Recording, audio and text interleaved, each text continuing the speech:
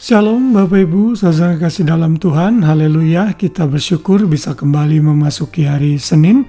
Kita sudah sampai tanggal 8 Juli 2024, luar biasa waktu berjalan demikian cepat dan saya berharap kita semua merasakan pemeliharaan Tuhan.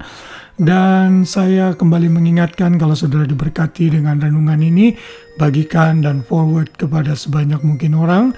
Dan kalau saudara belum subscribe di channel YouTube GB Immanuel, di mana saya melayani, silakan subscribe dan share channel kami kepada orang lain yang belum mengenal kami sehingga mereka sama-sama diberkati dengan pelayanan kami. Haleluya, hari ini kembali kita masih belajar mengenai atribut-atribut Tuhan di dalam keberadaannya. Kita akan belajar satu atribut lagi, yaitu mengenai kemuliaan Tuhan. Kita sambil beri judul renungan malam ini, Tuhan kita penuh kemuliaan. Ayat yang saya ambil adalah di dalam Roma pasal 1 ayat yang ke-23.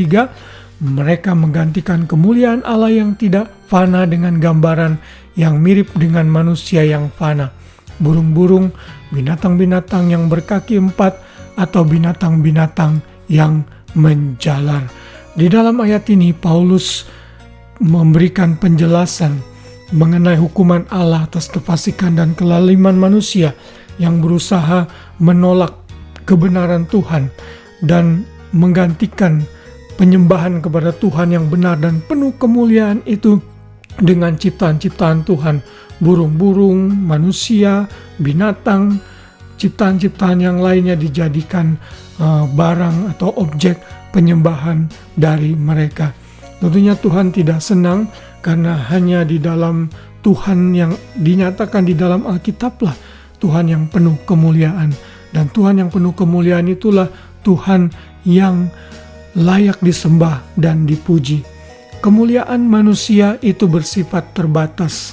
Di dalam 1 Petrus 1 ayat 24 dikatakan bahwa manusia itu hanya hidup sebentar saja, seperti rumput yang mudah layu, seperti uap yang setelah ada lalu dalam beberapa detik lenyap. Namun kemuliaan Tuhan itu sangat besar dan berkuasa. Di sepanjang perjalanan Alkitab, mulai dari Kejadian sampai Wahyu, kita bisa melihat manifestasi kebesaran dan kemuliaan Tuhan. Misalnya di dalam kehidupan Musa, ia menyatakan kebesarannya dengan tiang awan dan tiang api.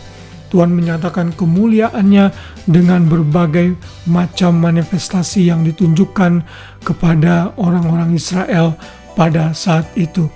Lalu pada saat Salomo selesai membangun bait suci, kemuliaan Tuhan memenuhi ruangan bait suci sehingga mereka menjadi penuh dengan ketakutan kepada Tuhan. Kata glory atau kemuliaan itu memberikan essence berat, sesuatu yang heavy untuk ditanggung. Seperti itulah kemuliaan Tuhan.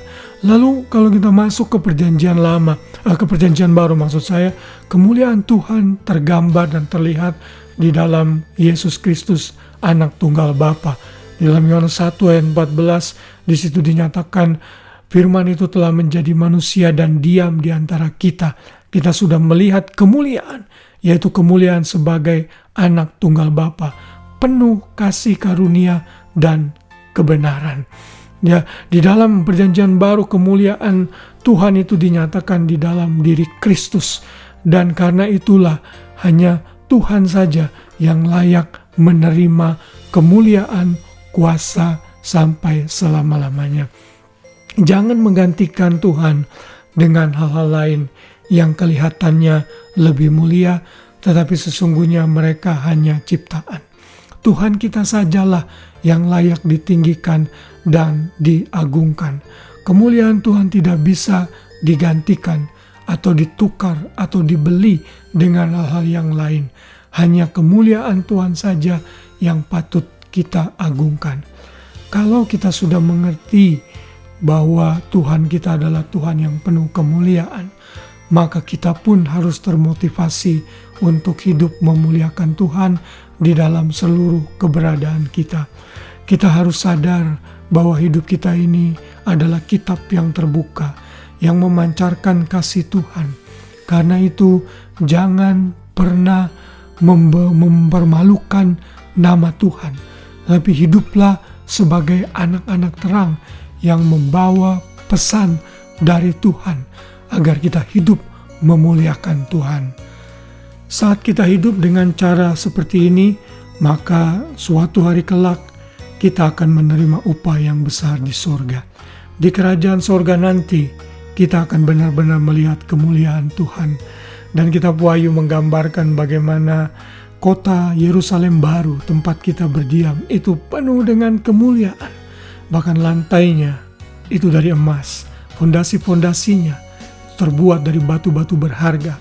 Bahkan pintu-pintu gerbangnya terbuat dari permata-permata, terbuat dari mutiara-mutiara yang tiada bandingannya. Kita bersyukur memiliki Tuhan kita yang besar.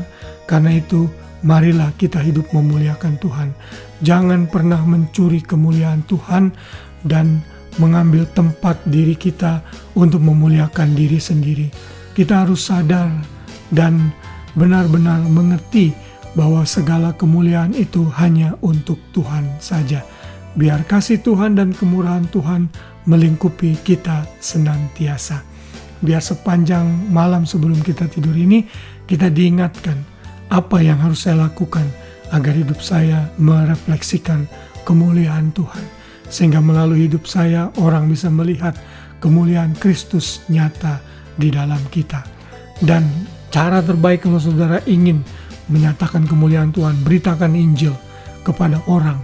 Biar kemuliaan Kristus nampak kepada orang banyak dan mereka menerima Yesus sebagai Tuhan dan Juru Selamat yang adalah gambaran dari Allah itu sendiri yang sudah menjadi manusia dan diam di antara kita.